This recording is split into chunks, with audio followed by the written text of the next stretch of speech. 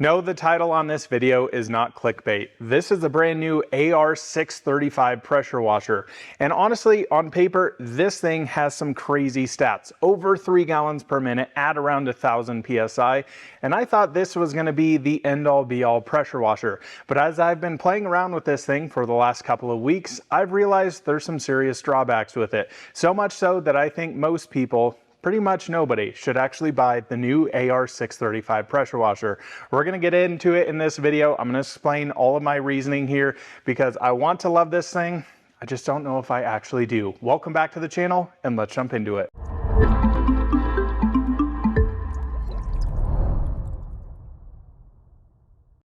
So if you're new to this channel, welcome, but also if you're new to this channel, understand I make really long videos. I want you guys to come out of these videos fully informed and give you my perspective as a professional detailer in the industry for 12 plus years. So I will segment out this video. So of course we'll get into the pressure testing, the flow testing, and we'll talk about the big important issue I've been having with this, and that's talking about foam cannons. And we'll go through all of that and more. First off here though, I wanna talk a little bit about this unit, go on a little bit of a rant and just give you my thoughts and feelings here. So this is the new 635 pressure washer from AR. This thing, when it launched at SEMA 2025, I called it the mic drop pressure washer. Over 3 gallons per minute. They were claiming at the time 3.2 GPM at around 1,000 PSI, which is kind of in general the magic number. What you want is something that is going to give you a lot of water, a ton of flow, and that's what this actually promises here.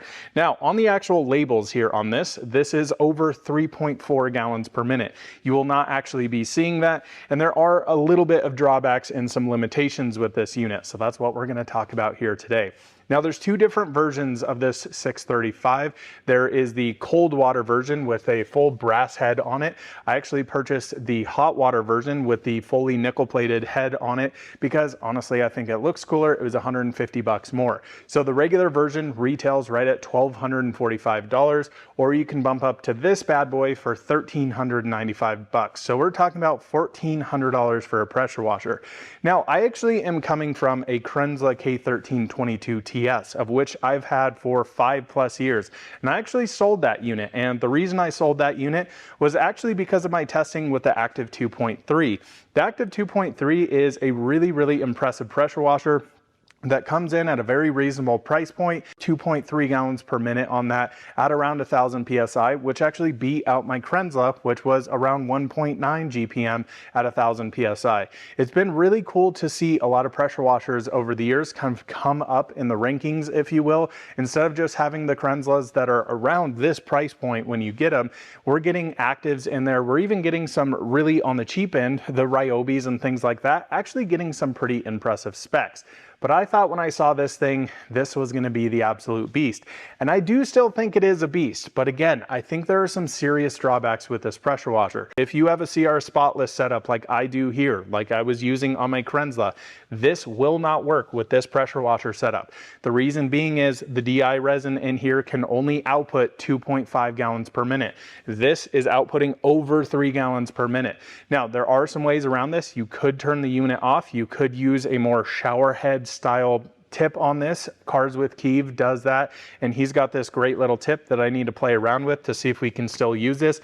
What I'll tell you here at my shop, I'm working in an enclosed environment. I have fully climate controlled in here, and the water is actually not too terribly bad here. So I don't really ever use the DI water. I'm not going to tear apart this whole system just to shut this off, but it would be nice to have it. Again, if you're in areas like Arizona, things like that, you're really going to have to consider what kind of spotless setup you're using. You're probably going to have to get one of the larger industrial ones that can output way more flow. So do consider that. If you've already got a wall-mounted setup, this is not necessarily just a plug and play. There's some more things to consider here. The first thing you need to know with this, you need to have a 20 amp dedicated circuit. Now I'll talk a little bit about about my circuitry in here because it is not only running the pressure washer, it is on a line, but I basically unplug and shut everything off when I'm actually using this because this bad boy draws some serious current, and that is one of the big things with this. So basically they are saying straight out of the box to use a 1.7 millimeter orifice in your foam cannon, so quite a large orifice there. If you bump down to something like the Krenzla K1322 TS, a 1.25 was kind of ideal, give you nice rich thick suds on there. So bumping up to a 1.7 with all of that flow, you're gonna see we're gonna have some pretty runny snow foam on here. Now, some other pressure washers out there will use 135s, 145s, sometimes even 165s.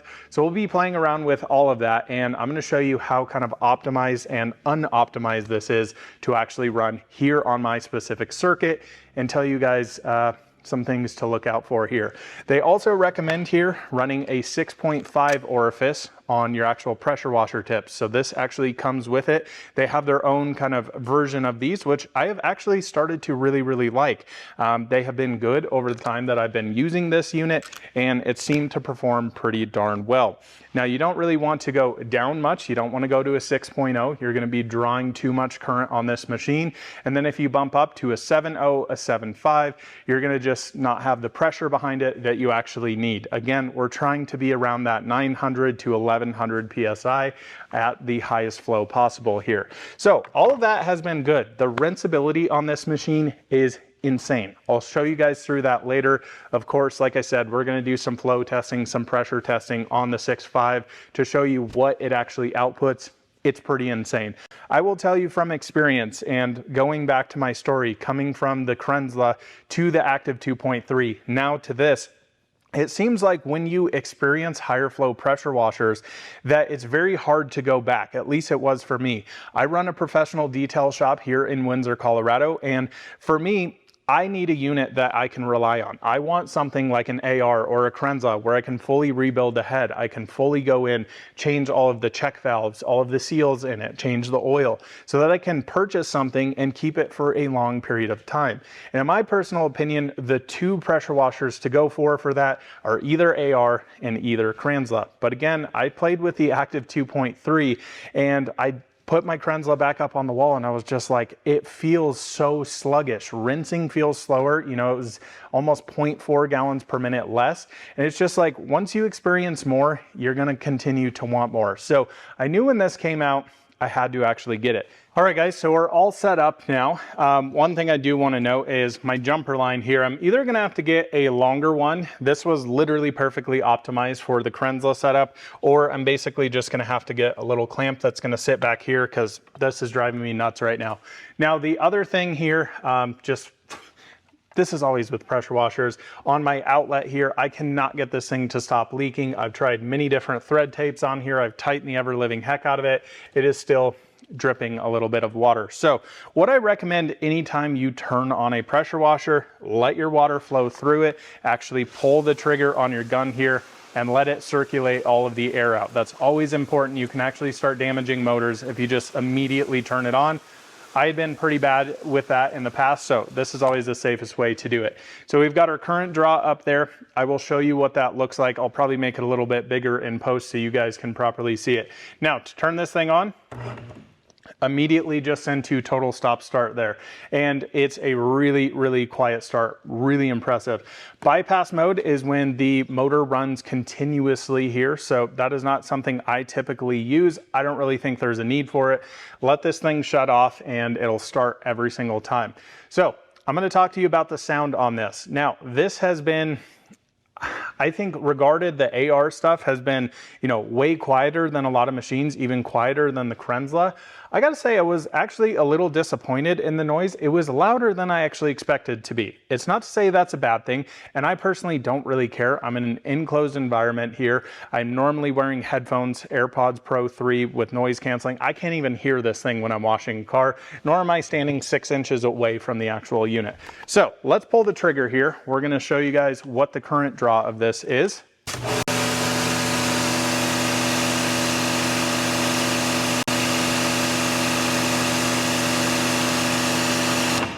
So started right at around 18.3 amps and then kind of settled down to about 18.2. That is with a 6.5 orifice on here. So I'm curious, what do you guys think of the sound? I know this is coming through a mic. These have some noise canceling effect on them. I find it to be a little bit noisier than I expected. It's not to say it's a bad sound, it's a very industrial sound. This is not a universal motor sound at all. This thing sounds very healthy, very beefy, but it's just something to note. It is not the quietest unit that I've heard.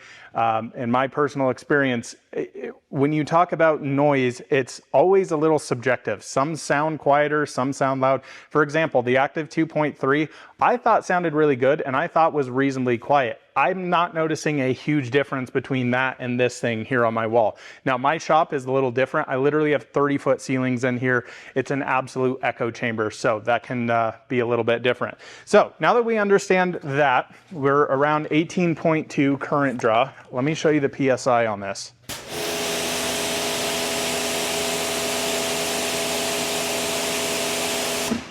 So on a 6.5 there, showing right at about 950-ish PSI. Might be even slightly less than that. I don't think we need to get that nuanced. Now, personally, I think it's totally perfect. 900 PSI with this much flow feels absolutely insane here. I wouldn't really recommend going up to a 7.0 to get a little bit more flow because you're going to really tank your pressure on that. You're probably going to be in the lower 800s, and nor do I think you should go down to a 6.0. You're going to have more PSI but less flow. We kind of want the opposite here. In washing vehicles, we don't want pressure, we want all the flow, but again, trying to stay around that magical number of 1,000 PSI. So I think that's pretty good, pretty impressed with it. So before we get into the foam cannon stuff here, let's run a GPM test with our 6.5 nozzle here. Let's see what this outputs. I have not done this yet. So they're claiming 3.4 gallons per minute. That's what it literally says up here on the sticker. You're not going to see that, but it will hopefully be right over 3 gallons per minute. So most of you know exactly how this works. We've got our bucket here on a scale. We've got it zeroed out. We're going to run this for exactly 1 minute here. So I will start the timer. A little hard for me to film by myself, but I will start that on the count of 10 here. I will pull the trigger, run it exactly 1 minute.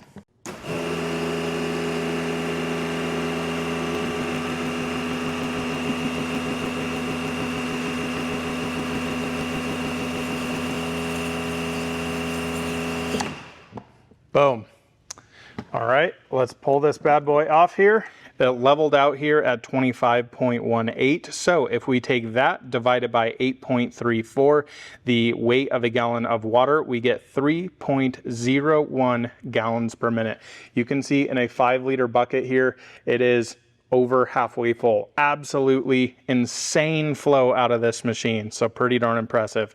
All right, guys, next up here, let's talk about the issue with foam cannons. So other than the issues with the DI system, we come over here to foam cannons. And part of the issue with the 635 here is we have so much water flow. So that means we need to open the orifice size so we don't overdraw, over amp the machine. Now, specifically, and I want to put this right up front here, AR recommends you use a 1.7 millimeter orifice in your foam cannon. That looks like this. You can see how large that hole actually is here. Now, most of your foam cannons are going to come pre-installed with something like this, a 1.25 millimeter orifice. That is going to be pretty much in every single one of these foam cannons. If you don't know what an orifice is, that is basically that little guy in there. You unscrew the back of this. Some will have 1/4-inch plugs like that. You can actually change those out. Now with that, it's going to change the amount of draw solution you have from your foam cannon. It's going to change the pressure. It's going to change the current draw. So it's this big math equation to figure it out. Now I will tell you, I have had nothing but issues here with the 1.7. So much and so I thought that these were incorrect sizes and they were too large. So I originally ordered these on the recommendation from AR and I've had nothing but issues. So what we're going to do here, we are going to go through each one of these foam cannons with a 1.7, with a 1.65 from MJJC, and then a 1.5. I will tell you, the 1.5 over here, I have been told works on other units. My friend Ryan from Fine Detailing, I'm good friends with him. We've been talking back and forth. He's an AR distributor. He has gotten a 1.5 to work on his unit. This will not work on my unit whatsoever. It actually surges the machine. It sounds terrible. I personally would not recommend doing a 1.5. I personally think you're going to overdraw your machine. You're going to put more wear, more stress on it, and all of that. Now, the other thing that comes into this, like I was saying, with such flow there, you are naturally just blowing through more solution. So a lot of the soaps you've been using might not work so ideally on this. So what I've actually done, you guys know that I use Meguiar's Shampoo Plus here, one of my favorite ones. It's a very economical soap. It's not the most concentrated, but I like that it's at a good affordable price point. It worked absolutely perfect in my Krenzla. I have switched over here to Adam's Megafoam. Now I think a lot of people will be surprised by that, but this is a great pH neutral soap with good foamability on it, and it's very viscous, meaning that it's very liquid. It's not super thick like their normal traditional car shampoo. Their Ultra Foam has protectants in it. This is just a straight pH neutral snow foam here. I'm gonna hook up the 1.7 in each one of these. You guys are going to see some crazy stuff here going on.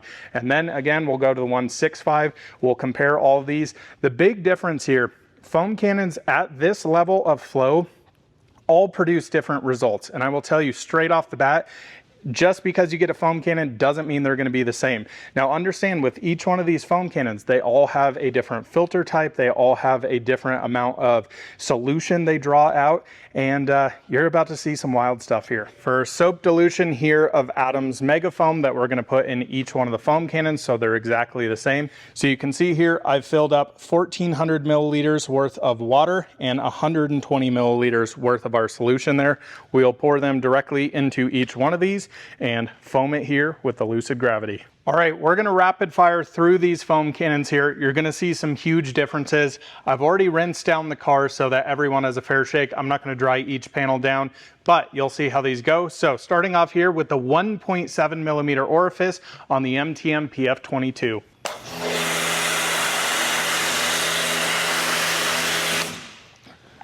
All right, so if you guys know Adam's Megafoam, you'll know this is some pretty runny snow foam. Now, I will say I am not the biggest thick shaving cream style snow foam type guy.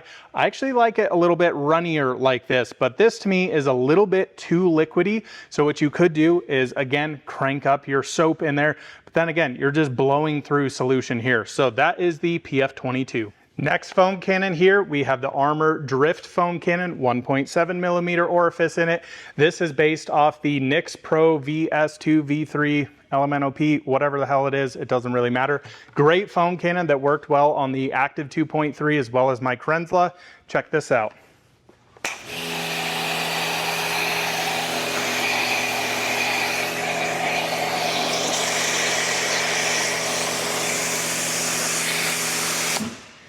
It's really, really weird. What happens with this when you first initially start it, does absolutely nothing. Then you can crank the dial a few times, then you get some sort of snow foam.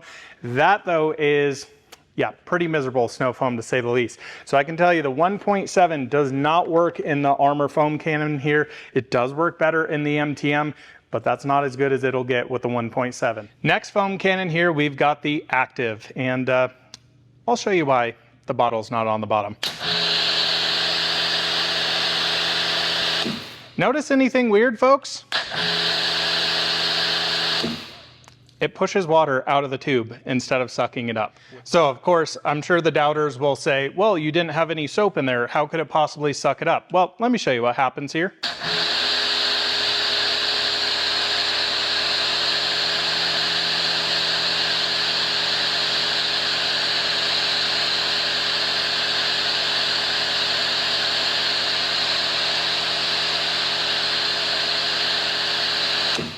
Yep, we've got a Benjamin buttoning foam cannon here. It literally fills itself. You can fill this thing completely full and it starts overflowing.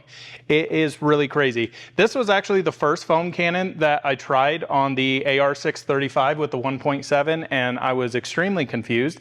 Then I went to the Drift foam cannon from Armor Detail Supply, and I was really frustrated. And on the MTM, apparently I had one that was actually bad. It worked on the Active 2.3 and on the Krenzla, but produced basically the same amount of snow foam as the Active Drift foam cannon. So Pretty weird there, isn't it? After doing some playing with the Active, the Drift Foam Cannon, and the MTM, and I wasn't really that impressed with the snow foam, I realized I had a Rain Covo foam cannon upstairs at my shop here. And this is one of y'all's favorite foam cannons out there because it's very affordable, clear bottle, and really seems to produce very good foam on pretty much all machines. So let's see what this looks like here.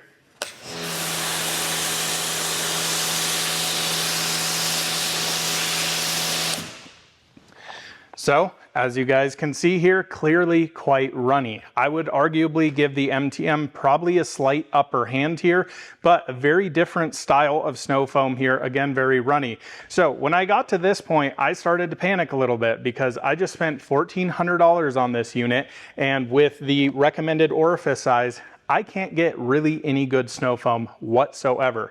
So let's continue on with another snow foam cannon that I purchased from MJJC, their Pro V3. So at this point, I decide, okay, none of these foam cannons are really working that great with the 1.7. Let's try what's regarded as one of the best foaming snow foam cannons on the market, the MJJC Pro V3 here. Let's see how this does.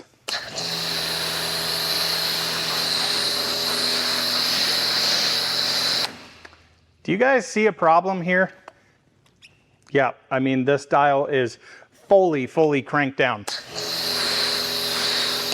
So my thought was, okay, maybe this is doing the same thing as the Active. I'll set that down.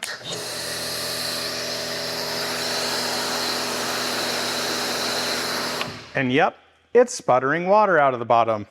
Nice. So at this point, as you can tell, I was pretty frustrated with the AR635 because I could get one snow foam cannon to kind of work on here, but not really. And I'm sitting here trying to go, okay, do I need to change up soaps? What do I need to play with? And then I decide, okay, let's randomly try a 1.65. I had again been talking to Ryan from Fine Detailing here. He said that he was getting good results on that. So let's swap out to a 1.65 on every single one of these and see what our results are. All right, moving on now to the 1.65s. We have our MTM PF22 here. Again, all the same solution. I poured out the Active, so that's got a fresh set of the same exact snow foam in here. So let's see how the MTM does.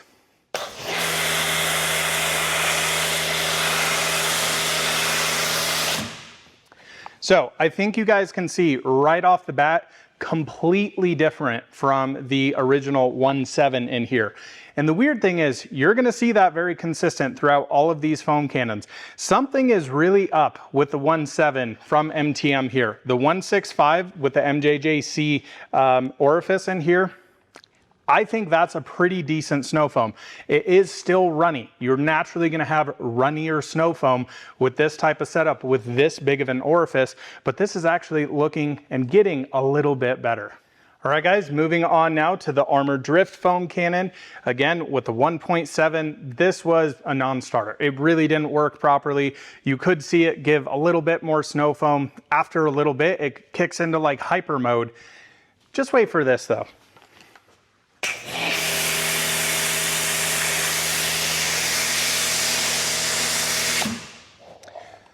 So now we start to get some actual snow foam here. Now, from the MTM we just saw here, this clearly has more air in it. You can also audibly hear it. It sounds like a hissing cat out of this foam cannon, meaning that it's got some different type of filters up front here to actually aerate it a little bit more. Now, it is still on the runnier side, but I think it's actually pretty darn reasonable. This is getting to the point, yes, you can add a little bit more soap solution in here. You can get some crazy thick suds out of this. Again, let's kind of stack it on top of each other.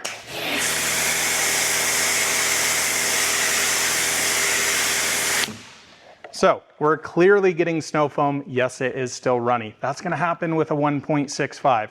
But I think we're starting to get to the point where we're getting more and more usable now.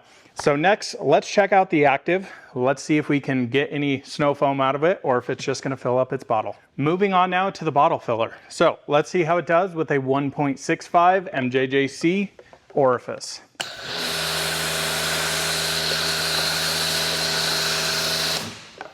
So as you guys can clearly see here, we're actually getting snow foam now. Again, fresh solution in here. I pulled it out of one of the other bottles. I poured away the solution that was filling it up. And you can see this is the worst snow foam out of any of them.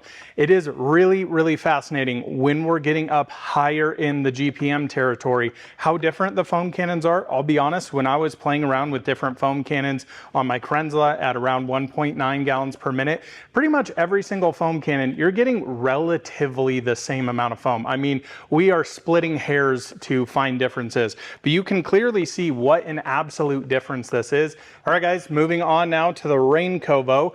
And again, this was the one in my initial test with the 1.7 that I was like, okay, we kind of have some hope. This is kind of the best, I would say, of the bunch. And let's see what it does here with the 1.65. Let's actually fan that back out.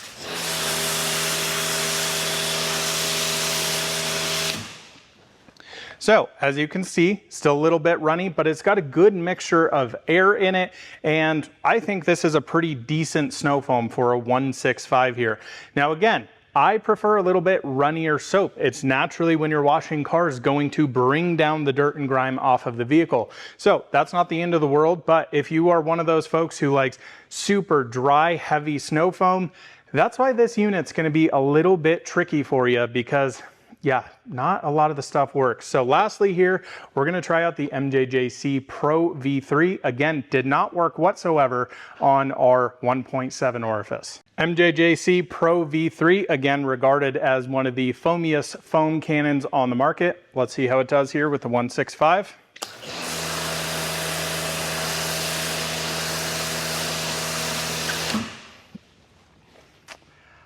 I think that paints a really clear picture here. And the weird thing that I really don't understand is largely the Rain Kovo and this are based on very similar designs. Now, from what I've read online about the MJJC, this has a very slow draw on it. So I don't know. I'm really, really like confused between all of these.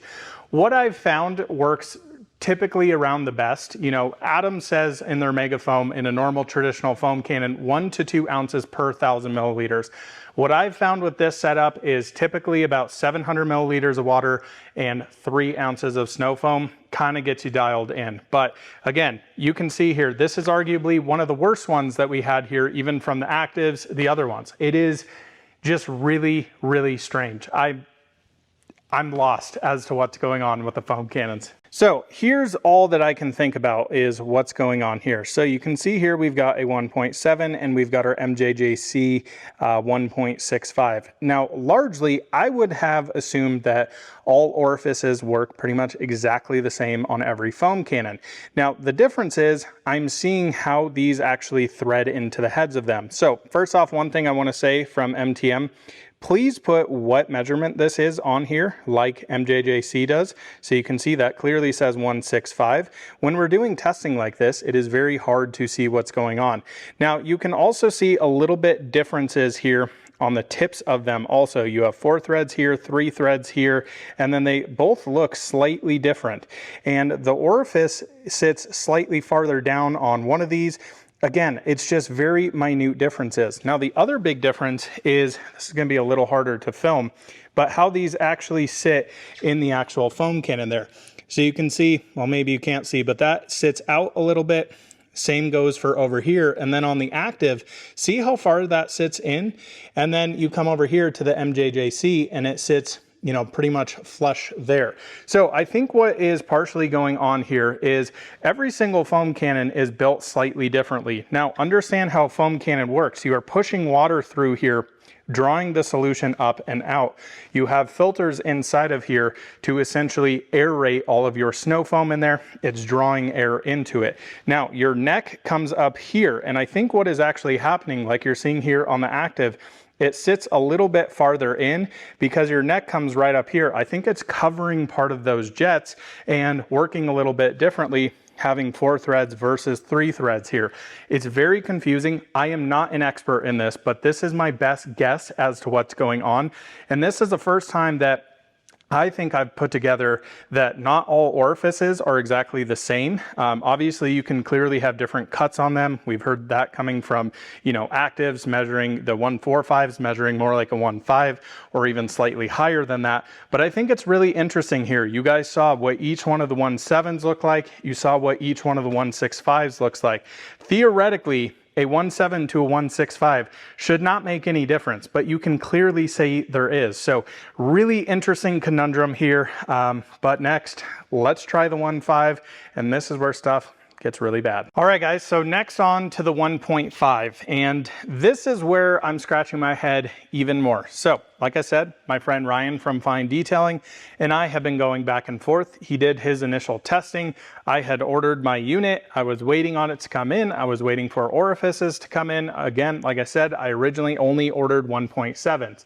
And Ryan did his video. He texted me. We had a conversation on the phone. So again, huge shout out to him for taking the time to explain what his situation looked like for it. And he said, I was pretty disappointed with the 1.7. He could not replicate what I was having issues on the foam cannons he was using. I believe he had a Griot's Garage Boss foam cannon, which maybe I need to purchase one of those to go in this collection, because now I've got to figure out a foam cannon to work here. So moving on now to the 1.5. He uses a 1.5 perfectly, and let me let you hear what my machine sounds like with the 1.5. Yeah, and as you can hear, that's not going to work. That does not happen at all. And I think it makes sense, right? Because AR is saying a 1.7 is what you should be using as the lowest on your foam cannon. So understand that even going to a 1.65, technically you're out of those parameters. From what I'm seeing here on my unit, on my electrical setup, I have a decent amount of headroom. The machine seems to be fine on a 1.65. But going down to a 1.5, it's a non-starter. I've tried it with two different foam cannons. I turn the unit on for 2 seconds and immediately it goes that choo, choo, choo, choo, choo. I mean, it sounds terrible. You see the entire water setup here completely shake. It sounds like the unit's gonna fall off, and that is only going to destroy micro switches in it, tear up the unit in general, and I'm not really willing to do that on this type of setup. So I think the big thing here is, if you're somebody who really needs DI water. Let's say you live in Arizona, you live somewhere else with very, very exceptionally hard water. You're gonna have to get an industrial size DI water setup to work with this. You are not gonna be able to be using a wall mounted pressure washer setup like this unless you turn the unit off and just flow water through it. We'll turn this off while we're just standing here. And I think the other thing is, if you're somebody who really wants the thickest snow foam out there, this is not the unit for you, because again, a 1.5 does not work here. I purchased the same exact orifices that Ryan did, and I'll put here what his actually sounds like with the Griot's Boss foam cannon. 1.5 orifice.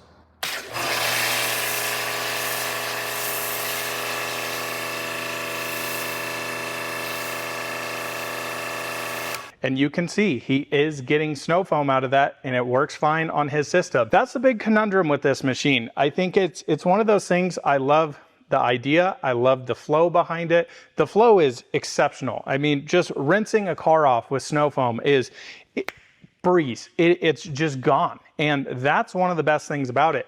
But understand, you're also giving up having great snow foam unless you like a more runny snow foam. Now, again, like I said, you can always combat this by using more soap. So, typically what I've been doing here is, in my 750 milliliter solution, putting 3.5 ounces in my foam cannons, and I'm getting good snow foam out of that. But again, Adams only recommends 1 to 2 ounces. So that's a lot of soap. And just in general, you're going to be blowing through a lot. I think one of the products out there that a lot of us love to use in a foam cannon is Built Hamber Touchless. And you are going to be blowing through an absurd amount of that using your foam cannon. So I think this is a machine, like I said, 99.99999% of people should not actually buy this. I personally think the AR630 is probably a better buy. I think for a lot of people with home garages, something like the Active 2.3 is probably a better way to go. Also, the day that this is probably going live, Active is releasing their 3.0. I have no idea what that is. It is currently January 3rd when I'm actually filming this. Review is going live on the 5th, so the Active should be out. I don't know what that unit's gonna be. Is it gonna be 20 amp dedicated, 15 amp?